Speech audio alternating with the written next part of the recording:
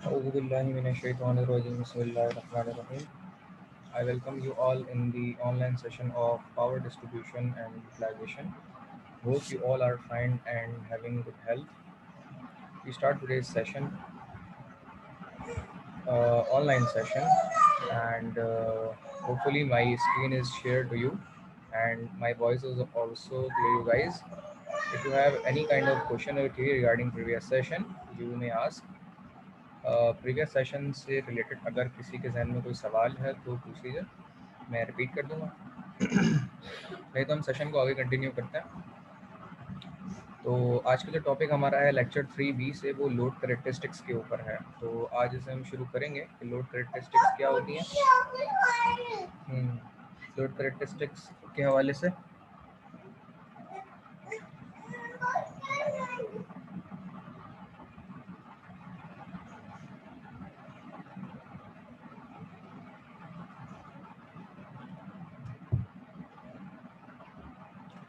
so moving towards the further detail about the load characteristics. What is load? Load क्या है, इसके ऊपर बात हम करेंगे। A device which uses electrical energy is said to impose a load on a system.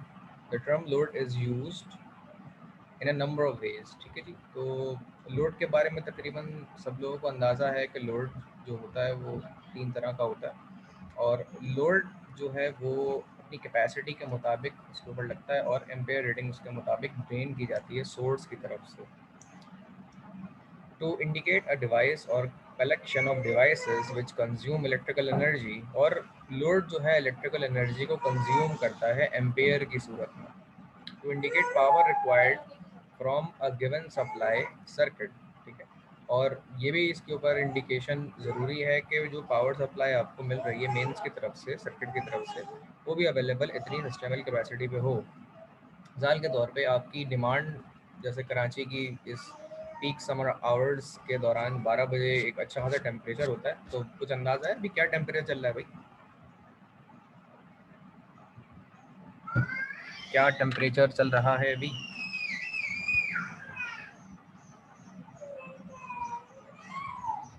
चले hopefully 38 से ज़्यादा ही है वो, तो उसके मुताबिक फिर डिमांड आपकी बढ़ती है। डिमांड के मुताबिक आपकी सप्लाई इतनी होनी चाहिए यूटिलिटी की तरफ से जो आपकी तकरीबन तमाम तर रिक्वायरमेंट को पूरा कर सके। टू इंडिकेट द करंट और power passing through a power line और मशीन, द लोड में बी रेजिस्टिव, इंडक्टिव, कैपेसिटिव और combination of this thing.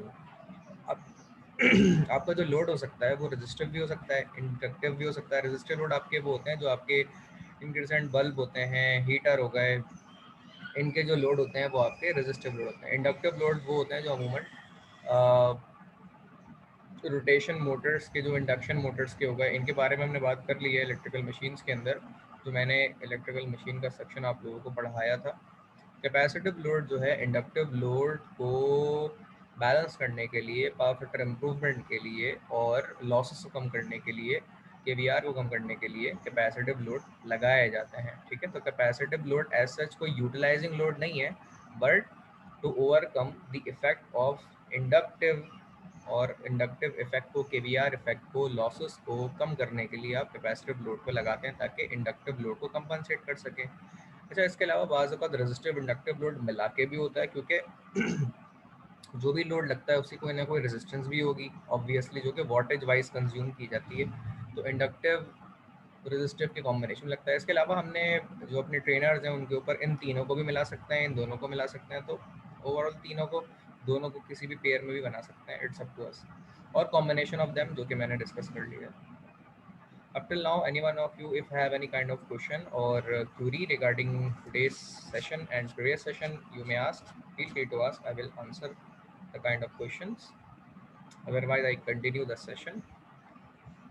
Load classification. Resistive loads are typically used to convert current into forms of energy such as heat. तो heat के नतीजे में ये load consume या convert हो रहा होता है। इंडक्टिव लोड्स की अगर हम बात करें तो जनरेट इलेक्ट्रोमैग्नेटिक फील्ड्स के नतीजे में ये लोड होता है। और इवन हम ये जानते हैं कि जो हमारी इंडक्शन मोटर होती है वो इसी प्रिंसिपल पे काम करती है, इलेक्ट्रोमैग्नेटिक फील्ड्स के प्रिंसिपल पे या म्यूचुअल इंडक्शन के प्रिंसिपल पे। तो इसके नतीजे में जो आपका इंडक्टिव लोड होता है वो यूटिलाइज हो रहा होता है। फर्दर लोड क्लासिफिकेशन की बात अगर हम करें तो यहाँ पे लिखा हुआ है, लेकिन इतनी स्टूडेंट की स्ट्रेंथ नहीं है तो मैं इसका जवाब खुद दे देता हूँ। इलेक्ट्रिकल हीटर जो हैं वो रेजिस्टिव लोड कहलाते हैं, रिलेज आपके इंडक्टिव लोड कहलाते हैं, फैंस आपके इंडक्टिव लोड कहलाते हैं, पंप्स आपके इंडक्टिव लोड कहलाते हैं, इंक्रेसेंट लाइट बल्ब रेजिस्टिव लोड कहलाते हैं, कैपेसिटिव बैंक्स आपके कैपेसिटिव लोड कहलाते हैं, और ओवर एक्साइटेशन सिंक्रोनस मोटर आपकी इंडक्टिव लोड कहलाती है। This is the classification which I explain you guys. मतलब यहाँ बताना था कि लोड कैरेक्टरिस्टिक क्लासिफिकेशन को, जो लोड्स हैं उनको किस में क्लासिफाई 3 क्वांटिटीज़ में से किया जाता है, जो कि रेजिस्टिव, इंडक्टिव और कैपेसिटिव लोड्स में से हमें करना है। अब हम बात करते हैं डिमांड की तरफ, क्योंकि जो भी लोड हो यूटिलाइजिंग लेवल के ऊपर उसकी कोई ना कोई एक डिमांड होती है, ठीक है। इससे बिल्कुल ऐसे ही है, आपको एक बैटरी से एक बल्ब जलाना है और उस बल्ब की वोल्टेज है 40 वाट, लेकिन आपकी बैटरी के अंदर एम्पेयर आ रही कैपेसिटी जो है वो ज़्यादा से ज़्यादा 30 वाट की दे सकती है। तो ऑब्वियसली वो बल्ब अगर जलाने की कोशिश भी करे तो अपनी पूरी स्ट्रेंथ लगा के भी 40 वाट का बल्ब जो है वो इतनी देर के लिए नहीं जला पाएगी, क्योंकि उसकी डिमांड फुलफिल करने के लिए इतनी कैपेसिटी नहीं है उसमें। इसी के मुताबिक अगर हम इसको पावर प्लांट के एस्पेक्ट से बात करें तो जिस तरह समर के अंदर जिस तरह टेम्परेचर हमारा रेज हो जाता है, उसके नतीजे में टेम्परेचर रेज होता है, हमारे लोड्स बढ़ते हैं, एसी और फैंस, रूम कूलर और बहुत सारे इस तरह के लोड्स जिसको हमें ऑन करवाना होता है, ऑपरेट करवाना होता है। इन सब चीज़ों के नतीजे में जब लोड इतना ज़्यादा इंक्रीज करता है तो ओवरऑल सिटी की डिमांड बढ़ जाती है, और अगर आपकी यूटिलिटी आपको डिमांड के मुताबिक इलेक्ट्रिसिटी प्रोवाइड ना कर सके तो उसके नतीजे में शॉर्टफॉल क्रिएट होता है। यानी कि मिसाल के तौर पे कि आपकी जो डिमांड है वो 2700 या 3200 मेगावाट है, ठीक है, और आपकी जो जनरेटिंग कैपेसिटी है वो 2500 मेगावाट है। तो इसका मतलब 3200 आपकी डिमांड है, जनरेटिंग कैपेसिटी 2500 मेगावाट, तो इसमें शॉर्टफॉल आया कुछ 7 मेगावाट का। तो इसके नतीजे में जो शॉर्टफॉल होगा, जैसे आपकी डिमांड जो है वो 3200 मेगावाट है, 3200 मेगावाट, और जबकि आपकी जो जनरेटिंग कैपेसिटी वो 2500 मेगावाट है, तो इसमें जो शॉर्टफॉल आया वो 700 मेगावाट का है, सॉरी 700 मेगावाट का। तो ये 700 मेगावाट असल में ये शॉर्टफॉल कहलाता है, और जो शॉर्टफॉल है इसको फुलफिल करने के लिए आपको या तो लोड शेडिंग करनी पड़ेगी या फिर अपने नए प्लांट लगाने पड़ेंगे, और वो नए प्लांट इतना आसान नहीं है कि आप बोल दें और वो लग जाए। तो उसके लिए आपको प्लानिंग करनी पड़ती है और पूरे साल से प्लान करके आप सिस्टम में इंक्लूड करते हैं। जिस तरीके से के इलेक्ट्रिक ने भी अपनी प्लानिंग इस तरह से लेके चल रहे हैं कि उन्होंने 900 मेगावाट का जो यूनिट है वो इंक्लूड करना है अपने सिस्टम में, ठीक है, RNG बेस्ड टेक्नोलॉजी का। तो उसके मुताबिक उस 900 मेगावाट को उन्होंने 2 यूनिट्स में ब्रेक किया है, 450 मेगावाट, फर्दर 450 मेगावाट, जो कि बिन कासिम यूनिट 3 की एक्सटेंशन है। तब इसमें 1 मेगावाट, सॉरी 450 मेगावाट जो है वो 1 यूनिट के नतीजे में जो बिन कासिम यूनिट 3 की अपग्रेडेशन है उसके मुताबिक वो मार्च के एंड में उन्होंने कहा था कि हम इसको इंक्लूड कर चुकेंगे। तो उसके मुताबिक आपके ऑब्जर्वेशन में होगा भी है कि इतनी ज़्यादा लोड शेडिंग नहीं हो रही और डिमांड के मुताबिक कैपेसिटी फुलफिल की जा रही है। कंटिन्यू करते हैं, डिमांड से ये बात हमारी कंटिन्यू हुई थी। Further, up till now, if anyone of you have any kind of question, you may ask. I will answer the kind of question. The demand is the load that is drawn from the supply at the receiving terminals, average over a suitable and specified interval of time. ठीक है जी। तो जब आपकी load की demand, असल में आपका load की वो रिक्वायरमेंट है जो supply of the receiving terminal की तरफ से आती है, average over a suitable and specified interval of time, और ख़ास वक्त के लिए आती है। जैसे हम जानते हैं कि ये जो डिमांड का एक टाइम है वो सुबह 11 बजे या 10 बजे के बाद से शुरू होगा और शाम 8 बजे तक चलेगा। उसके बाद क्योंकि जो टेम्परेचर है वो आपका डाउन होने लग जाता है, तो जो बहुत सारे एरियाज़ जहाँ आप जब ये टेम्परेचर गिर जाता है तो बहुत सारे एसी हैं, बहुत सारे ऑफिस उनकी छुट्टी हो जाती है और बहुत सारी फैक्ट्रीज कंपनीज उनकी वो भी ऑफ हो जाती हैं, तो उनके नतीजे में बहुत एक अच्छा खासा लोड है जो कि ऑफ हो जाता है। और बहुत सारी जगहों पर जो एसी चल रहे होते हैं वो शाम के वक्त बंद कर देते हैं, तो उसके नतीजे में आपका बहुत सारी डिमांड का जो लोड होता है वो कम हो जाता है और आपकी डिमांड कम हो जाती है। इसके नतीजे में यूटिलिटी को excessive amount of electricity provide करने की ज़रूरत नहीं होती आपको। लेकिन अगर वक्त पे ना हो सके, खास पीरियड ऑफ टाइम पे आपको डिमांड हो आपकी और यूटिलिटी आपको प्रोवाइड ना कर रही हो, तो उसके नतीजे में शॉर्टफॉल होगा और शॉर्टफॉल के नतीजे में लोड शेडिंग करनी पड़ती है यूटिलिटी को, क्योंकि सिस्टम में अगर इतनी इलेक्ट्रिसिटी की गुंजाइश कैपेसिटी ना हो तो सिस्टम आपको ड्राइव नहीं कर सकता। कंटिन्यू करते हैं। डिमांड में भी एक्सप्रेस इन एम्पेयर। डिमांड आपके वैसे तो वो किलोवाट के हिसाब से है, ठीक है, मेगावाट के हिसाब से, लेकिन लोड जो है वो एम्पेयर की कैपेसिटी के हिसाब से होता है। जितना ज़्यादा लोड होगा आपका उतना एम्पेयर वो ड्रेन करेगी। बिल्कुल इसी तरीके से है कि अगर आप मोबाइल को चार्ज करते हैं तो उसकी लेट से कैपेसिटी जो होगी वो 25 मिली एम्पेयर होगी, लेकिन अगर आप एक लैपटॉप को चलाते हैं तो उसकी एम्पेयर की रेटिंग 2 एम्पेयर 2.5 एम्पेयर होगी। तो लैपटॉप को चार्ज करने के लिए, लैपटॉप को चलाने के लिए जो एम्पेयर कैपेसिटी है वो ज़्यादा है, जबकि मोबाइल को चार्ज करने के लिए एम्पेयर कैपेसिटी कम है। तो लोड के मुताबिक वो एम्पेयर कैपेसिटी तब्दील होती है। अगर आप एक छोटा लोड यूटिलाइज कर रहे हैं यूटिलिटी की तरफ से, सॉकेट से, तो आपको कम एम्पेयर ड्रेन करने पड़ेंगे यूटिलिटी की तरफ से। और अगर आप एक बड़ा लोड चला रहे हैं, जिस तरीके से आप इस्त्री चला रहे हैं आयरन प्रेस करने के लिए, आप डीप फ्रीज़र चला रहे हैं, आप जो है कन्वेंशनल ओवन चला रहे हैं, इसका भी लोड एक रेफ्रिजरेटर के बराबर होता है, तकरीबन 2200 वाट होता है, 2.2 किलोवाट। इस्त्री से डबल इस्त्री के बराबर कन्वेंशनल ओवन, जो कि एक थोड़े लार्ज साइज़ का है, वो लोड लेता है 2 इस्त्री के बराबर से ज़्यादा का एम्पेयर लेता है। तो अगर ये इस्त्री के मुताबिक अगर ये ओवन के मुताबिक लोड चलाते हैं तो इस बड़े लोड के मुताबिक इसकी यूटिलाइजिंग कैपेसिटी ज़्यादा है, तो एम्पेयर के मुताबिक फिर आपकी कैपेसिटी ज़्यादा भी लग रही होगी। तो आप अमूमन सोचते होंगे कि मेगावाट किलोवाट यही यूटिलाइजिंग यूनिट, ये रिप्रेजेंटेटिव यूनिट है डिमांड का, बट वो अपनी जगह ज़रूर है, लेकिन असल में लोड साइज यूटिलाइजिंग के मुताबिक एम्पेयर ड्रेन किए जाते हैं लोड की यूटिलाइजेशन के मुताबिक। इसीलिए एम्पेयर भी एक रिप्रेजेंटेटिव एंटिटी है डिमांड को रिप्रेजेंट करने के लिए। Now moving towards the kilowatt.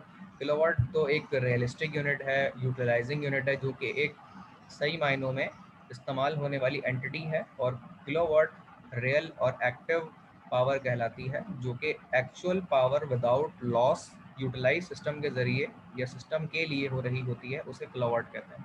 वो सिस्टम आपका लैपटॉप भी हो सकता है, वो सिस्टम आपका चार्जर भी हो सकता है मोबाइल का, वो सिस्टम आपका कन्वेंशनल ओवन हो सकता है, इसकी भी एक किलोवाट रेटिंग होती है। जिस तरह मैंने बताया 2.2 किलोवाट है, तो आयरन की 1 किलोवाट है।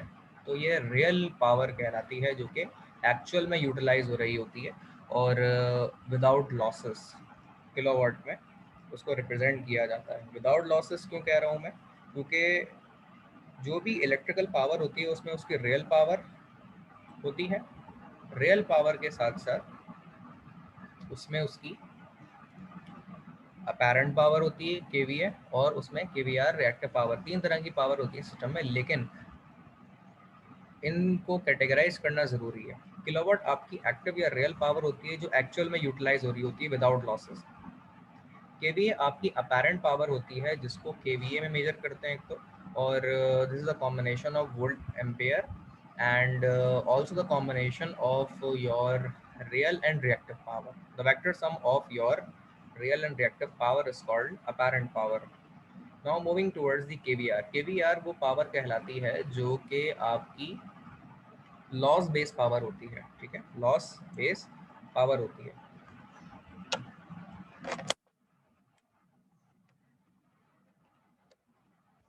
तो हम बात कर रहे थे, ये लॉस बेस पावर होती है केवीआर। तो और केवीआर के अंदर हमारी जो लॉसेस होते हैं वो अमूमन, ये पावर तब बढ़ती है जब हम अपने लोड में यूटिलाइज कर रहे होते हैं इंडक्टिव लोड को, और उसको ओवरकम करने के लिए हम कैपेसिटर बैंक्स को लगाते हैं। कैपेसिटर बैंक्स जब लगते हैं तो उसमें रिएक्टिव पावर जो आपकी केवीआर होती है उसे कंपनसेट किया जाता है, केवीआर कंपनसेटर भी कहलाते हैं इसे, तो वो रिएक्टिव पावर कम हो जाती है, लॉसेस कम हो जाते हैं, इसको हम ये भी कह सकते हैं। तो ये हमारी लॉस रिप्रेजेंटेटिव पावर है, सिस्टम में लॉस कितना है वो ये बताती है। केवीआर आपकी अपेरेंट पावर है और ये रियल और लॉस ऑफ केवीआर को मिला के बनती है। किलोवाट की जो पावर है आपकी वो आपकी रियल एक्चुअल एक्टिव पावर कहलाती है, जो सिस्टम में एक्चुअल में यूटिलाइज हो रही होती है। ठीक है, मेरे ख्याल में इन तीनों का फ़र्क समझ आ गया होगा, बट अगर फिर भी कोई सवाल किसी के जहन में हो, you may ask. Most of the people are not available right now, but if you see the recorded session, you may ask the kind of query question in our official WhatsApp group, and my email address also available to you guys, adilkhanpakistan@gmail.com. You may ask your kind of question query. I will answer the kind of question which you have in your mind. Further, we continue the session. Demand interval.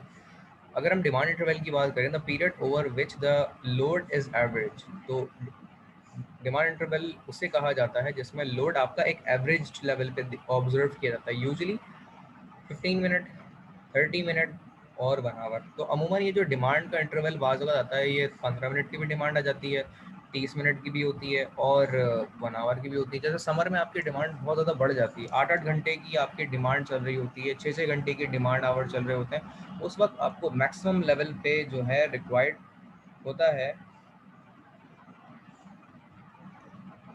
उस वक्त आपको maximum level पे electricity की एक peak requirement होती है जिसको आपको मीटअप करना होता है। उसे रिक्वायरमेंट को मीटअप करने के टास्क को आपको डिमांड फुलफिलमेंट के एस्पेक्ट से अगर आप सोचें, तो आपको डिमांड पूरी करने के लिए एक डिमांड के मुताबिक अपनी इलेक्ट्रिसिटी रिक्वायर्ड होती है। तो अगर आप डिमांड को फुलफिल कर देंगे उसकी रिक्वायरमेंट के मुताबिक, तो फिर आपका यूज़र जो है वो रिक्वायरमेंट के मुताबिक फुलफिल उसे कर लेगा और उसको कोई भी मसला नहीं होगा। सो डिमांड को यहाँ तक फर्दर करने के बाद हम कंटिन्यू करते हैं मैक्सिमम डिमांड और पीक लोड की। अगर हम बात करें maximum demand, what is that? The greatest of all demands that have occurred during a specified period. एक वो ख़ास और सबसे ज़्यादा वो डिमांड जब आपको एक ख़ास पीरियड के लिए मिल रही हो, चाहिए हो, of time such as 1 quarter, यानी कि एक कुछ हिस्से में जो कि उसका चौथाई हिस्सा होगा, लेट से 1 हाफ, आधे हिस्से में। जैसे मिसाल के तौर पे आपको अगर 1 घंटे की बात करें तो उसके 15 मिनट में या 30 मिनट में उस तरह से, या फिर उसको एक टाइम वाइज अगर आप 4 घंटे की आपकी डिमांड है तो उसका क्वार्टर जो बनेगा 1 क्वार्टर वो 1 घंटे का बनेगा, और अगर उसको हाफ क्वार्टर में करें या 1 हाफ में करें तो वो 2 घंटे बनता है। तो इट डिपेंड्स कि आपकी जो डिमांड है वो कितने time of period of hour की है। It is not necessary it is hour, but वो 30 मिनट की भी हो सकती है, उसको फिर आप 4 हिस्सों में डिवाइड कर लें। लेकिन अमूमन ये ऑब्जर्वेशन से होता है कि आप इसे कब फुलफिल करना चाहते हैं या फुलफिल कर सकते हैं, और 1 आवर की भी हो सकती है। ठीक, for utility billing purpose the period of time is generally 1 month. और हम ये जानते भी हैं कि ये जो पूरी मैक्सिमम डिमांड को ऑब्जर्व किया जाता है, और जो वैसे ये लाइन इससे रेलेवेंट इतनी नहीं है, यूटिलिटी बिलिंग जो आप करते हैं वो हम जानते हैं कि वो 1 मंथ की डिमांड के मुताबिक आपका बिल आता है। इसको इस तरह भी हम ले सकते हैं कि जो 1 मंथ की डिमांड थी आपकी, उसके मुताबिक रीडिंग ली गई और उसकी ऑब्जर्वेशन के मुताबिक आपने यूटिलाइज़ किया है रिकॉर्ड के मुताबिक, और फिर आपकी उसकी बिलिंग हुई। तो आपकी डिमांड के मुताबिक आपकी सर्विस चार्ज और उसमें जीएसटी वगैरह लगकर TV licence fees, electricity duty और वगैरह वगैरह।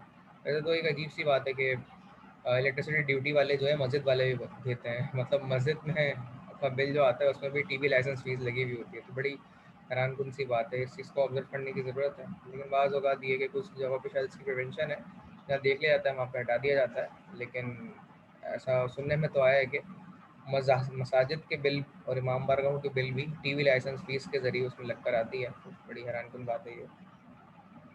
Knowledge of maximum demand helps in determining the install capacity of generating station. तो मैक्सिमम डिमांड के बारे में अगर हम इसकी इंफॉर्मेशन नॉलेज रखना चाहते हैं तो सबसे पहले हमें ये पता करना ज़रूरी है कि जनरेटिंग स्टेशन की कैपेसिटी कितनी है। जैसे कि मैंने थोड़ी देर पहले जिक्र भी किया था कि आप और हम ये तो जानते हैं कि जी हमारी डिमांड के मुताबिक हमें इलेक्ट्रिसिटी मिलनी है क्योंकि मैं बिल देता हूँ, लेकिन हमें ये भी मद्देनजर रखना पड़ेगा। वैसे ही ये मसला यूज़र के एंड में नहीं है, उसको तो डिमांड की ज़रूरत है, और डिमांड की जब उसे ज़रूरत है तो फिर वो बिल देता है। तो यूटिलिटी को इतनी कैपेसिटी अपने पास रखनी चाहिए कि जब यूज़र को डिमांड की ज़रूरत हो तो वो उसको फीड करे, सिंपल इज़ दैट। लेकिन इसमें कौमी फरीज़ा भी होता है, वो ये है कि अगर आपके सिस्टम की कैपेसिटी इतनी नहीं है कि वो आपके शहर को ड्राइव कर सके, तो इंडिविजुअल एंड पे आप अगर मैक्सिमम लोड यूटिलाइज करने की कैपेसिटी और बिल पे करने की कैपेसिटी रखते हैं, तो उसका ये मतलब नहीं है कि आप बिला वजह भी लोड यूटिलाइज करें। कि मिसाल के तौर पे जी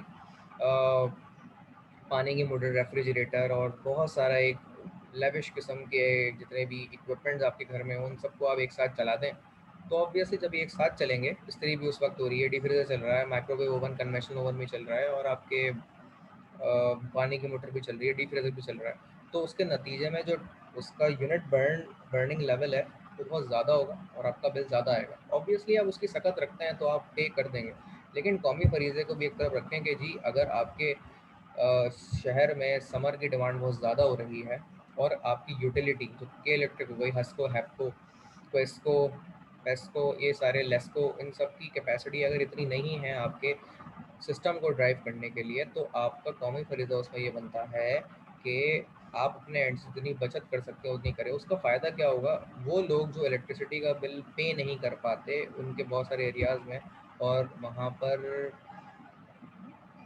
जितने भी एरियाज से पूरी रिकवरिंग नहीं है बिल पे करने की, तो उस वजह से वहाँ लोड शेडिंग होती है। तो अपने एंड से अगर आप, हर बंदा ये सोचे कि मैं अगर बिला वजह लाइट यूटिलाइज कर रहा हूँ या फिर मैं पानी की मोटर चला रहा हूँ तो मैं अपना डीप फ्रीज़र बंद कर दूँ, या मैं अगर कन्वेंशनल ओवन चला रहा हूँ अपना जो कि एक अच्छे खासे डीप फ्रीज़र के बराबर की भी लाइट लेता है, एम्पेयर कैपेसिटी रखता है, किलोवाट यूटिलाइज करता है, तो उसके मुताबिक मुझे अपना डीप फ्रीज़र बंद कर दूँ, उस वक्त इस्त्री ना करूँ, उस वक्त पानी नहीं भरूँ, तो एक वक्त में एक लोड चलाने से आपकी जो कैपेसिटी ऑफ यूटिलाइजेशन है वो कम हो जाएगी।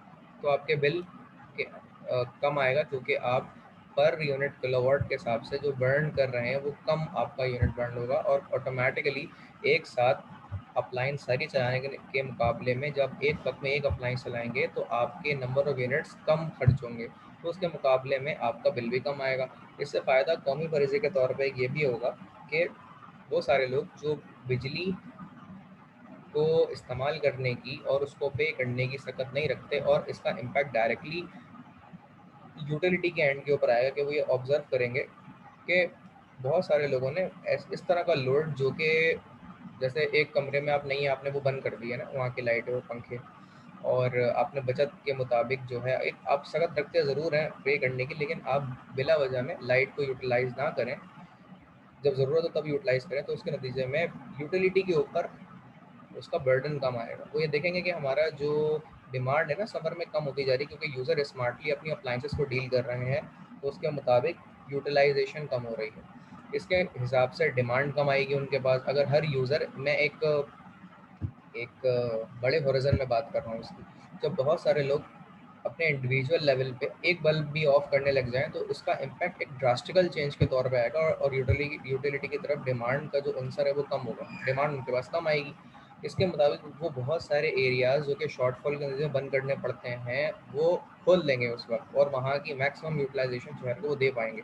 ये एक ऐसी अवेयरनेस है जो हम सबको होनी चाहिए, चाहे हम इंजीनियर हों या ना हों, लेकिन इसके नतीजे में हम बहुत सारी इलेक्ट्रिसिटी की बचत कर सकेंगे, और उसके नतीजे में वो बहुत सारे इलाके जो कि शॉर्टफॉल के नतीजे में बंद करने पड़ते हैं, लोड शेडिंग के नतीजे में बंद करने पड़ते हैं, उनको इलेक्ट्रिसिटी फीड की जा सकेगी उन लोगों के ज़रिए जो कि बिला वजह इलेक्ट्रिसिटी यूटिलाइज़ करते हैं, हालांकि वो बिल भरने की सकत रखते हैं। होपफुली ये कॉन्सेप्ट तकरीबन सब लोगों को समझ आ जाएगा, लेकिन अगर फिर भी इसमें कोई डिफ़िकल्टी हो, आई am available, you may ask the thing.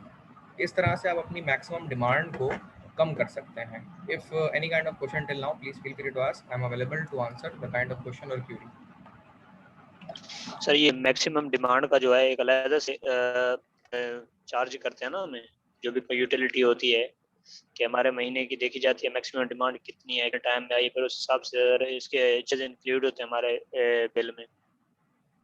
लेकिन मेरे ख्याल में, जहाँ तक मुझे ख्याल याद है इसका आशिक भाई, ये मेरे ख्याल में 3 फेज मीटर में होता है, या फिर उन मीटर्स के अंदर होता है जिनकी यूटिलाइजिंग कैपेसिटी का संक्शन लोड जो उन्होंने असाइन किया है कि इलेक्ट्रिक वालों को, वो 5 किलोवाट से ज़्यादा है। ये उनमें मैक्सिमम एग्जैक्टली डिमांड सर, मिलती ऐसा ही है। है। जी ऐसा ही है सर, 3 फेज मीटर में है इसका पॉइंट। जी जी जी। तो ये उसके मुताबिक है। इसको पहचानने का, डिटेक्ट करने का तरीका ये होता है कि 3 फेज मीटर में आपके जो एक पर्टिकुलर यूनिट ऑफ बर्निंग है, आप अगर उससे एक्सीड कर जाते हैं संक्शन लोड के मुकाबले, संक्शन लोड के मुकाबले में तो नहीं, ये तो एक अलग चीज़ है जो मैं डिस्कस करूंगा अभी, लेकिन अगर एक ऑब्जर्वेशन के मुताबिक 3 फेज यूनिट आपके पास लगा हुआ है और आप अपने एवरेज जो यूनिट बर्न के मुताबिक ज़्यादा बर्न कर देते हैं, तो फिर आपके मैक्सिमम डिमांड पे आप पहुंच जाएंगे और फिर आपके चार्जेस लग के आते हैं, जैसे आप बता रहे हैं, बिल्कुल ठीक फरमा रहे हैं आप। संक्शन लोड की मैं बात करूं तो जो सिंगल फेज यूनिट वाले हमारे कंज्यूमर हैं रेजिडेंशियल, अगर उनका संक्शन लोड अमूमन 2 किलोवाट 1 किलोवाट का दे दिया, 1 किलोवाट तो नहीं होता, 2.5 किलोवाट 2 किलोवाट या 3 किलोवाट दिया जाता है, मैक्सिमम 5 किलोवाट होता है। आप अगर अपने संक्शन किलोवाट से एक्सीड कर गए, जैसे मिसाल के तौर पे आपके घर में कोई तकरीब हुई और कंटिन्यूस तकरीब है, तो आपके उस मीटर के ऊपर 5 किलोवाट के संक्शन लोड से महीने की जो बिल आता है उससे वो क्रॉस कर गए, तो फिर आपका मैक्सिमम डिमांड के रेंज में आप आ जाएंगे। या फिर आपके घर में जैसे पूरा का पूरा एक घर है जिसमें 4 फ्लोर हैं और डबल स्टोरेज हाउस है, वो उसमें फ्लैट्स ही बने हुए हैं मिसाल के तौर पे, और उसका लेकिन जो मीटर है वो एक है, तो फिर इसके मुकाबले में या इसके मुताबिक जब आपके यूनिट बर्न होंगे या उसके बिहाफ पे बिल आपका कंज्यूम होके बनेगा, तो फिर आपके यूनिट ज़्यादा आ रहे होंगे और आप ऑटोमेटिकली मैक्सिमम डिमांड की रेंज को पहुंच जाएंगे। और फिर मैक्सिमम डिमांड अलग से टक्कर आती है उसमें, ये वो off peak hour on peak hour के एस्पेक्ट के अंदर भी आती है ये चीज़ ना, कि आप जब पीक आवर में आते हैं तो फिर आपको लोड कम यूटिलाइज करना चाहिए, और अगर आप कम यूटिलाइज करेंगे तो आप मैक्सिमम डिमांड के उस क्राइटेरिया को मीट नहीं कर पाएंगे, जिसके नतीजे में आपका बिल भी कम आएगा और ये चार्जेस लग के भी नहीं आएंगे। आई थिंक यहाँ तक ये बात क्लियर हो जाएगी। मैं हम आगे चलें यहाँ से। सर जी जी। तो आगे कंटिन्यू करते हैं।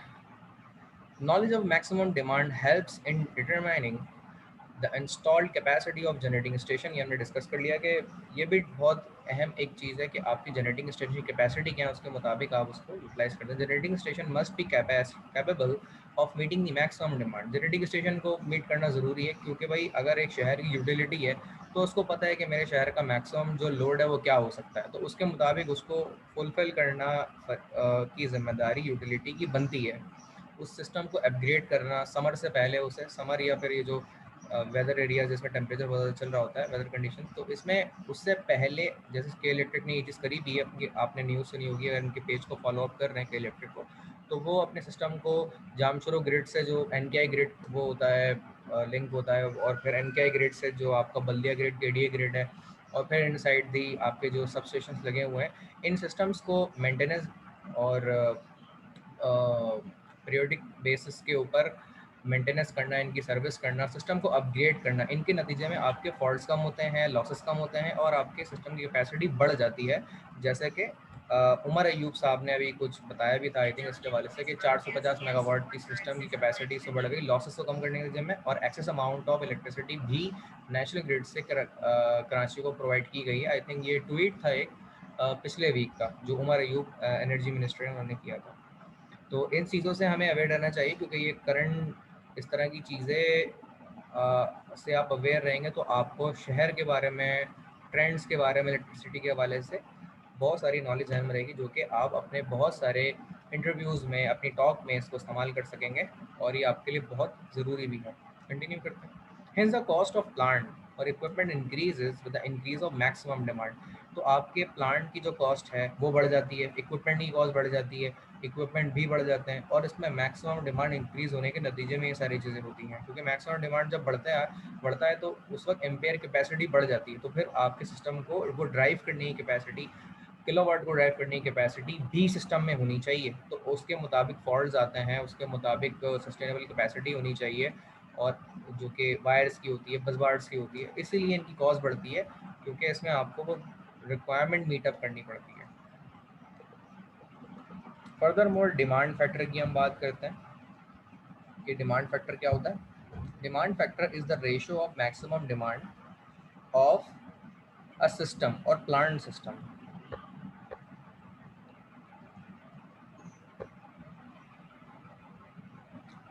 Demand factor is the ratio of the demand maximum demand of a system. Maximum demand का वो रेशियो जो कि मैक्सिमम डिमांड और a part of system to the total connected load का होता है, यानी maximum total connected load over the maximum demand का जो रेशियो है वो डिमांड फैक्टर कहलाता है। And consideration demand factor always less than 1, और इसमें जब भी आप इसका रेशियो निकालेंगे इट ऑलवेज लेस देन 1 होना चाहिए। Feeder circuit conductor should have an capacity, I think, capacity sufficient to carry the load, but the ampacity of feeder, I think ampacity ही है, capacity नहीं है. Ampacity is relevant, like the capacity of the feeder circuit need not always be equal to the total of all loads on all branch circuits connected to it, because customer do not use all the devices at full load simultaneously। जैसे कि मैंने इसका जिक्र भी किया था कि अमूमन जो किफ़ायत शारी से अगर आप अपने लोड को यूटिलाइज़ कर रहे हैं, घर के लोड को यूटिलाइज़ कर रहे हैं, और ख़ास तौर पे भाई ये याद रखें, अगर आप कहीं यूनिवर्सिटी में पढ़ते हैं, किसी ऑफिस में काम करते हैं, किसी इदारे में अपनी सर्विस प्रोवाइड करते हैं, तो ये भी हमारे फरीज़े में शामिल है कि जब भी हम जिस तरह अपने घर में अगर किसी फ्लोर पे नहीं है, किसी कमरे में नहीं है, तो जिस तरह वहाँ की लाइटें पंखे बंद करके रखते हैं, एसी बंद करके रखते हैं, तो अगर आप अपने ऑफिस में हैं, यूनिवर्सिटी में हैं और वहाँ पे कोई मौजूद नहीं है, तो आपका ये काम ज़रूर है कि क्लास जब एंड होती है तो वहाँ की लाइटें पंखे बंद करके जाएँ, अगर कोई अवेलेबल वहाँ पे नहीं है। ये एथिक्स में भी आती है बाकायदा, क्योंकि जिस तरह से हम किफ़ायतशारी अपने घर के लिए कर रहे होते हैं, अपने इदारे से भी हमें वैसे ही चीज़ करनी चाहिए, जहाँ हम काम करें या जहाँ पढ़ें हम, क्योंकि ये चीज़ बहुत बेहतर है। जिस तरह हम अपने घर के लिए इस तरह की चीज़ें करते हैं, वैसे ही ये चीज़ हम जिस इदारे में पढ़ते हैं या काम करते हैं वहाँ भी ऐसे चीज़ करनी चाहिए। वहाँ पे ऐसा नहीं कि जी इदारा पे कर रहा है तो आप जो है वो वहाँ के पंखे, लाइटें, एसी ऑन करके रखें, चाहे आप अकेले ही क्यों ना बैठे हों, पूरा आप 1.5 टन का एसी अपने लिए चला के बैठ जाएँ, क्योंकि भाई इदारा पे करेगा, इसका ये मतलब नहीं है। ये चीज़ें इसराफ में आती हैं और आप इससे गुनहगार भी होंगे। तो इसीलिए ये चीज़ें भी हमारे कौमी फरीज़े में आती हैं और बहुत इंपॉर्टेंट चीज़ें हैं, इन सबको समझना चाहिए, क्योंकि जिस तरह हम केयर अपने अप्लाइंसेस की, अपने घर के, अपने बिल के मुताबिक कर रहे होते हैं, वो इदारे जहाँ हम पढ़ते हैं या जहाँ काम करते हैं वहाँ की भी केयर हमें ऐसे ही करनी चाहिए, और बिला वजह में उन लोड को यूटिलाइज़ नहीं करना चाहिए जहाँ की ज़रूरत लोड की हमें नहीं हो। तो ठीक है जी, कंटिन्यू करते हैं इसको आगे। ये तो हो गया। साइमल्टेनियसली अमूमन लोड कोई भी नहीं चलाता है बाज़ औक़ात, लेकिन जैसे किसी घर में तकरीब है, वहाँ पे इस्त्री भी देखे चल रही होगी, डीप फ्रीज़र भी चल रहा होगा, पानी की मोटर भी चल रही होगी, तो ये इत्तेफाक ज़रूर हो सकता है, लेकिन अमूमन समझदार लोग पूरा साइमल्टेनियस लोड एक दफ़ा फुल फ्लैश नहीं खोल देते। कोई भी नहीं करेगा इस तरीके से, क्योंकि उन्हें पता है कि अगर मैं इस तरीके से सारा का सारा घर का लोड एक वक्त में चला दूंगा जिसकी ज़रूरत नहीं है मिसाल के तौर पे, तो ऑब्वियसली मेरे जो यूनिट्स हैं वो ज़्यादा से ज़्यादा चले लगेगा और मेरा मीटर तेज चलेगा, उसके नतीजे में मेरा बिल ज़्यादा आएगा। तो इसका इम्पैक्ट डायरेक्टली इस तरह से है। तो लोअर द डिमांड फैक्टर, जितना डिमांड फैक्टर आपका कम होगा, the less system capacity required to serve the connected load, तो सिस्टम की कैपेसिटी कनेक्टेड लोड के मुकाबले में उतनी कम होगी। तो डिमांड फैक्टर कम हो वो बेहतर होता है। एग्जाम्पल नंबर 1 में आता है, if the residence having 6 kilowatt equipment, एक रेजिडेंस है उसका जो लोड है वो 6 किलोवाट का है, इक्विपमेंट का जो उसका टोटल लगा हुआ है, जिससे एस्टिमेट करते हैं कि इलेक्ट्रिक वाले ये क्या कहते हैं उसे, सर्वे करते हैं, तो वह देखते हैं कि जनाब इस घर में कितना लोड लगा हुआ है, इसमें मतलब अप्लाइंसेस कौन कौन सी हैं, इसमें एलईडीज़ कितनी हैं, इसमें वगैरह, वो अंदाज़ा अमूमन कर लेते हैं कि एवरेज लोड जो इसका बनेगा वो 1.5 किलोवाट या 2 किलोवाट का बनेगा, लेट्स है ना, सब चीज़ें मिला के एक एवरेज में बात कर रहा हूँ मैं। अमूमन लोगों का जो लोड है वो 3 किलोवाट से ऊपर नहीं होता है, लेकिन एक रेजोनेंस का जो लोड है वो 6 किलोवाट इक्विपमेंट के मुताबिक सर्वे किया गया, let's say connected has been maximum demand 3.3 kilowatt, then demand factor 3.3 kilowatt, इसको डिवाइड कर दें आप कनेक्टेड मैक्सिमम जितना भी आपके लोड लगे हुए इक्विपमेंट का, तो डिमांड फैक्टर को कनेक्टेड लोड से जब डिवाइड करेंगे तो आपका जो डिमांड फैक्टर आएगा वो 0.55, यानी इसको अगर मल्टीप्लाई करते हैं 100 से 55% आपका डिमांड फैक्टर आ जाएगा। तो कंज्यूमर हैज़ 10 लैम्प, 10 लैम्प है उसके पास ऑफ 400 वॉट। तो 10 लैम्प के मुकाबले में के मुताबिक 10 लैम्प, जैसे 10 लैम्प कहाँ लग सकते हैं, ये जो बेकरी वाले होते हैं ये बल्ब लगाते हैं ना 100 वाट 60 वाट के चीज़ों को गर्म रखने के लिए, जो उनके पास प्रोडक्ट होता है, ये वहाँ की बात है एज एन एग्जाम्पल। तो एक कंज्यूमर है, उसके जो है वो 10 लैम्प है 400 वाट के मुताबिक, तो उसका लोड कितना बना 4 kilowatt. But the only 6 are use, लेकिन 6 यूज़ होता है उनमें से। तो 6 चौक 24, दैट मीन्स के वो 4 किलो वाट नहीं है बल्कि 2400 वाट है, that means 2.4 kilowatt at any one time. What is the demand factor? तो कनेक्टेड लोड आपके कितने हैं, इसको कैसे निकालेंगे?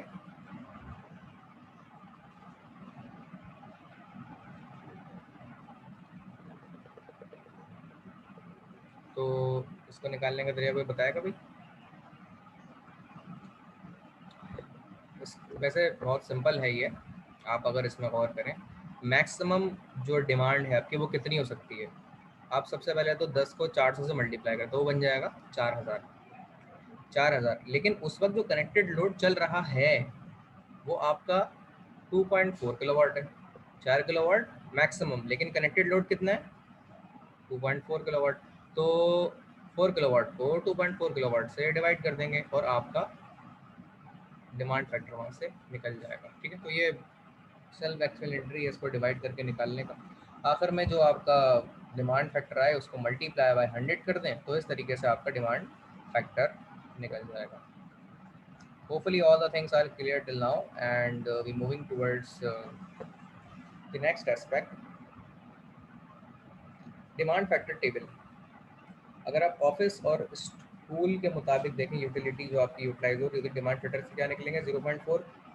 हॉस्पिटल का डिमांड फैक्टर जो है वो 0.5, एयरपोर्ट बैंक शॉप्स 0.6 है इसका डिमांड फैक्टर, रेस्टोरेंट फैक्ट्री इसका 0.7 है, वर्कशॉप फैक्ट्री 24 आवर शिफ्ट में जो काम हो रहे होते हैं इन फैक्ट्रीज में, इसका डिमांड फैक्टर और ज़्यादा है।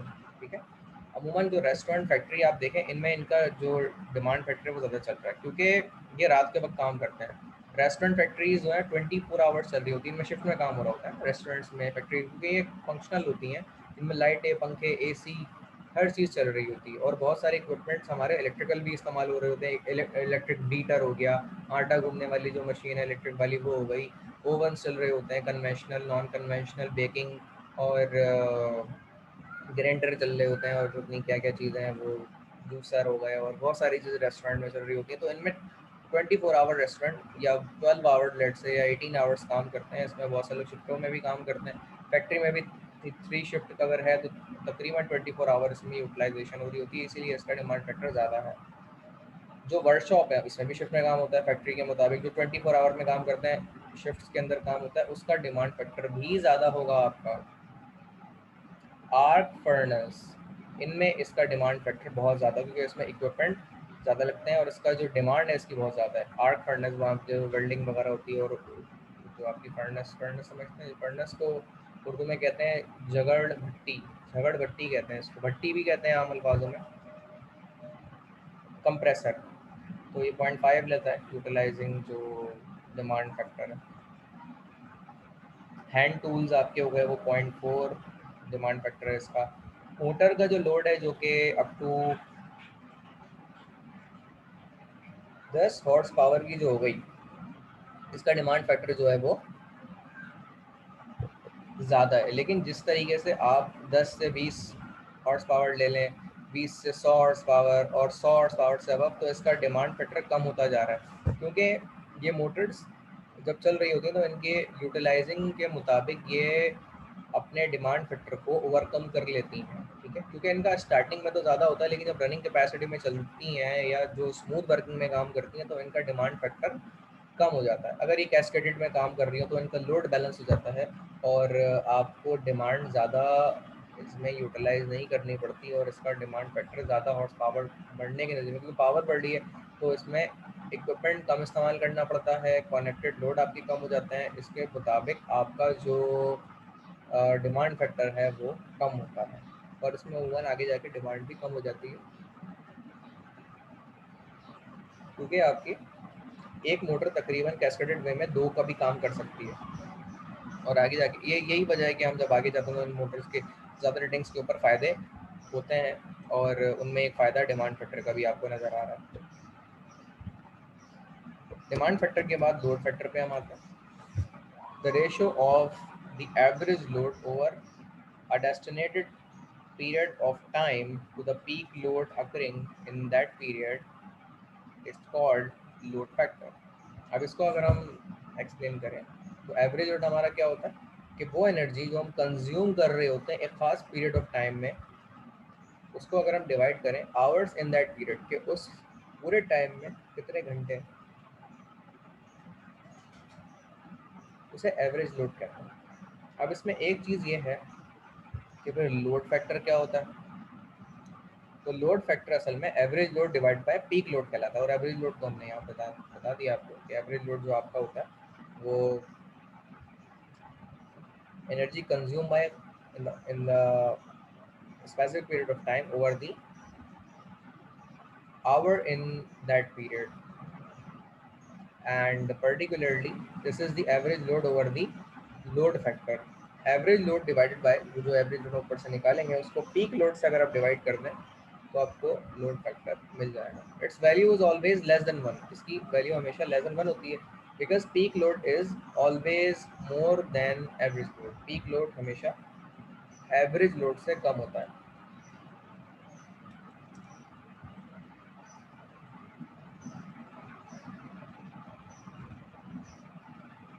Now moving towards the again load factor. Peak load of a workshop is 20 kilowatt and on any working day average load is 10 kilowatt. The workshop load factor is 10 divided by 20.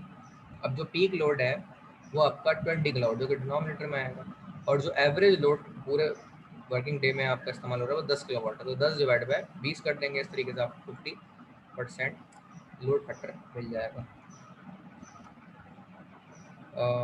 100 से multiply करने के बाद। Load factor does not appear on utility bill. Load factor utility bill pay appear नहीं होता, but does effect electricity cost. लेकिन इसका जो impact है डायरेक्टली इलेक्ट्रिसिटी कॉस्ट के ऊपर होता है, यूटिलिटी बिल के ऊपर नहीं होता। Load factor indicates how efficiently the customer is being peak demand. और लोड फैक्टर ये बताता है कि कस्टमर कितने वक्त में कितने घंटों के लिए मैक्सिमम डिमांड पे आया है। ये चीज़ आप लोड फैक्टर के ज़रिए से पता कर लेते हैं।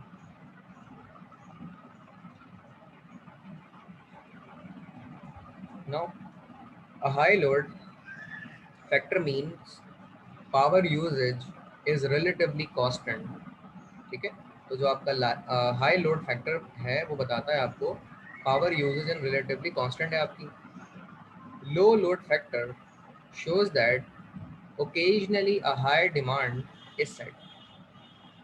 To service that peak capacity is setting ideal for long periods, thereby imposing higher cost on the system। और इसके नतीजे में इस तरह ऊपर भी बयान हुआ है कि इसका जो डायरेक्टली इम्पैक्ट है वो यूटिलिटी के ऊपर आ रहा होता है, कस्टमर के ऊपर नहीं आता, डायरेक्टली बिल के ऊपर नहीं आता, लेकिन खास तौर पे बताता है कि कस्टमर कितना पीक लोड के ऊपर कितने घंटों के लिए चला है, तो इससे ये चीज़ भी हमें पता लगती है। तो इस सेशन को यहीं तक रखते हैं, फिर हम नेक्स्ट सेशन से दोबारा कंटिन्यू करेंगे। Up till now if you have any kind of question regarding today's session, in this session you may ask. Further the session continue with the same link which I share you guys in our official PDU Spring 2021 group. So I end this session and further continue by the same link. Allah Hafiz.